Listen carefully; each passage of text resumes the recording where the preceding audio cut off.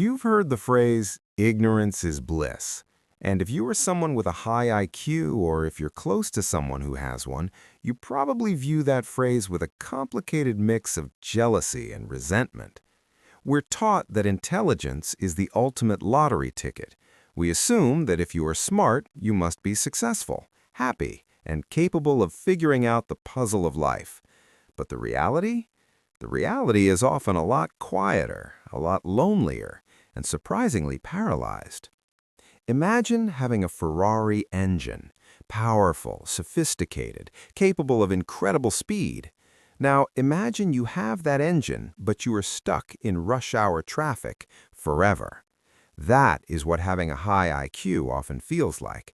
The engine overheats, it vibrates with wasted energy. It doesn't matter how fast you can go if the world around you is moving at 30 miles per hour. This Ferrari in traffic syndrome creates a very specific set of psychological struggles that go unnoticed because, on the surface, you seem fine. First, there is the paralysis of possibility. For most people, making a decision is a straight line. A leads to B. But for the high IQ individual, A leads to B, which might trigger C, which has a 40% chance of influencing D. They see every variable, every potential failure, and every counter-argument before they've even finished their morning coffee. This isn't just anxiety, it's an overload of data processing.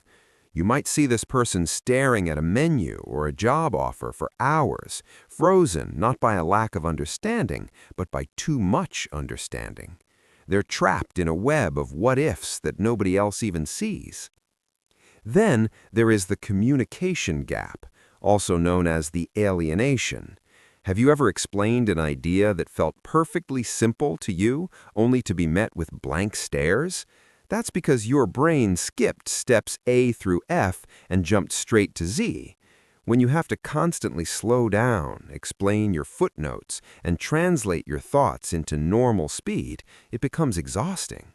Eventually, many high IQ people just stop trying. They withdraw.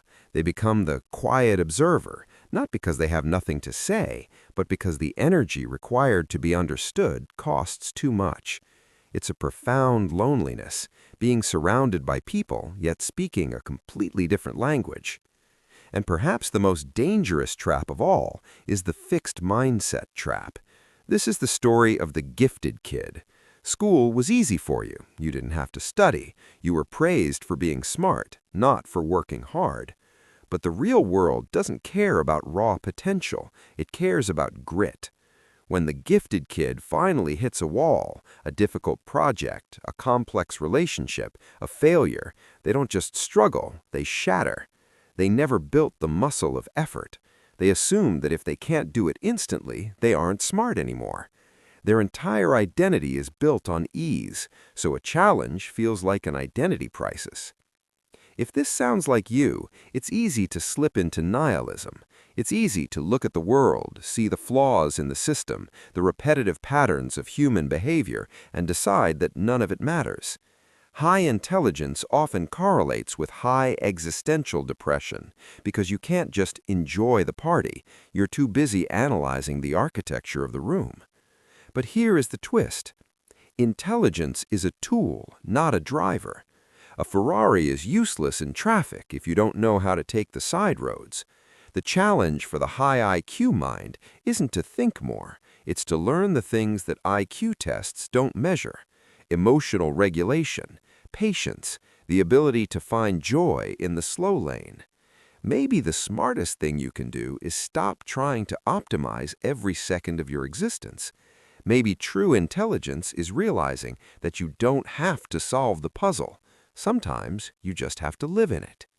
So, how does this land for you? Are you the burned-out gifted kid or the lonely alien waiting for someone to speak your language? Let me know in the comments. And if you're ready to stop overthinking and start living, I'll see you in the next video.